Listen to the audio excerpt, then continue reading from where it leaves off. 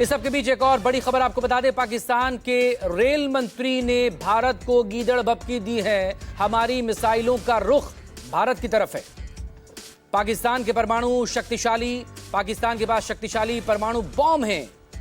एक और गीदड़ भभकी पाकिस्तान की तरफ से। उन्होंने कह दिया ना कि अगर हमारा पानी बंद करेंगे तो फिर जंग के लिए तैयार हो जाएं। ये जो गोरी, शाहीन, गजनवी, ये चौकों में सजाने के लिए नहीं हमने रखे हुए, ये हमने हिंदुस्तान के लिए रखे हैं बाबा।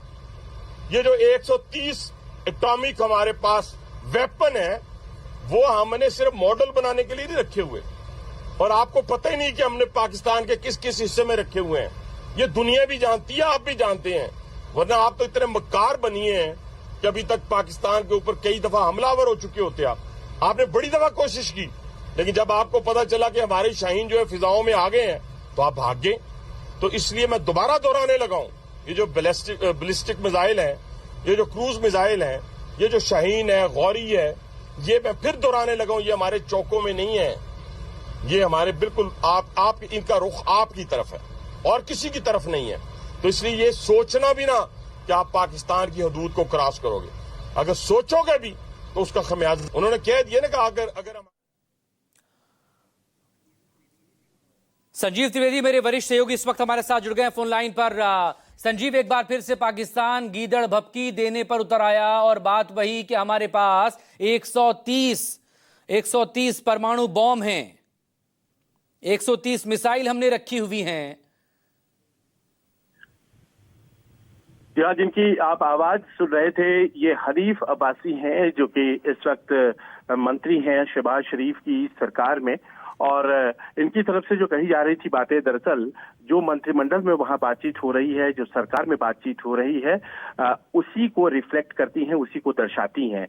पहली तो बात यह है कि आज तक जितने भी मिसाइल्स इन्होंने जमा किए हैं वो इनके द्वारा मैन्युफैक्चर्ड नहीं है, और जाहिर है ये कोरियन और चीनी मदद से इनको मिली हैं।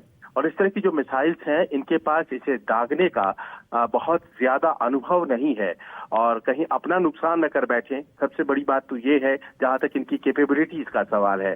लेकिन भारत की तरफ से देखिए कुछ भी ऐसा नहीं कहा जा रहा है या किया जा रहा है, और बहुत संतुलित तरीके से व्यवहार किया जा रहा है। ऐसा लगता है कि जो बौखलाहट है पाकिस्तान की, वो इन मंत्रियों की जुबान से बाहर आ रहा है। प्रधानमंत्री मोदी ने आज मन की बात में जो बात कही वो ये था कि जो दोषी हैं उन्हें सजा मिलेगी। क्या पाकिस्तान अपने आप को पहले से ही दोषी मान चुका है? और अगर वो मान चुका है तो उसे सजा मिलनी ही चाहिए।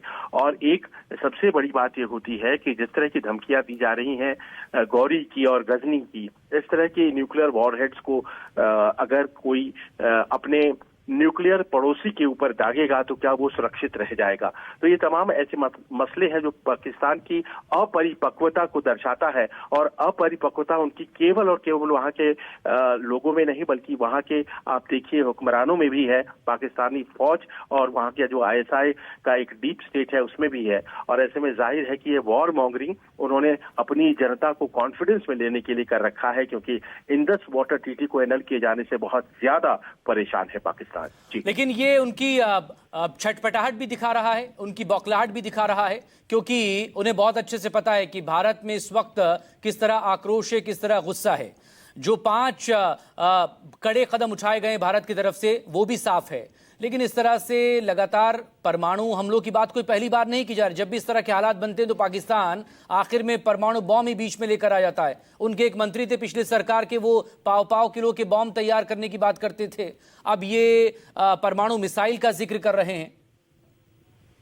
दरअसल ये जो लाइन है मकसूद, ये परवेज मुशर्रफ की लाइन है। वो कहा करते थे कि हमने शब बारात के लिए अपने मिसाइल्स नहीं तैयार किए हैं, और उन्हीं से ये खिंची हुई लाइन है जो यहाँ तक आ रही है। और ये बेसिकली ऐसी बातें इसीलिए कही जाती हैं ताकि वर्ल्ड कम्युनिटी जो है वो इस तरफ ध्यान देना शुरू कर दे, क्योंकि आप जानते हैं कि 2 न्यूक्लियर हमसाया मुल्क अगर एक दूसरे से लड़ते हैं तो पूरी दुनिया उससे प्रभावित होती है। तो जाहिर है कि वो चाहते हैं कि दुनिया इस तरफ देखे और भारत को रोके असली कहानी ये है कि वो डरे हुए हैं और उन्हें लग रहा है कि भारत अगर कोई कड़ा एक्शन लेता है तो न्यूक्लियर वॉरहेड्स फायर करना तो बहुत आसान बात होती नहीं है, लेकिन अगर हमें नुकसान हो जाता है तो उसकी भरपाई कैसे होगी। भारत ने सिर्फ और सिर्फ डिप्लोमेटिक कदम उठाए हैं और अरब सागर में हमारी कुछ ड्रिल्स हो रही हैं। इसके अलावा हमने कुछ भी ऐसा नहीं किया है जो कि पाकिस्तान के मंत्री और उनकी सरकार और वहां की फौज ISI को इस तरह की प्रतिक्रिया देने के लिए मजबूर करे। हालांकि देखिए बात जिस तरह के बयान लगातार पाकिस्तान की तरफ से आ रहे हों, चाहे वो प्रधानमंत्री हों, चाहे वो रेल मंत्री हों, चाहे वो रक्षा मंत्री हों, चाहे विदेश मंत्री हों, या खुद पाकिस्तानी आर्मी के चीफ आसिम मुनीर का हाल ही में दिया गया बयान हो, ये बयान दरअसल दिखा रहा है कि इस वक्त कितनी छटपटाहट वो महसूस कर रहा है, किस तरह खौफ और डर के साए में जी रहा है कि भारत अब अगला एक्शन कब और कितना बड़ा लेगा। बहुत शुक्रिया आपका संजीव।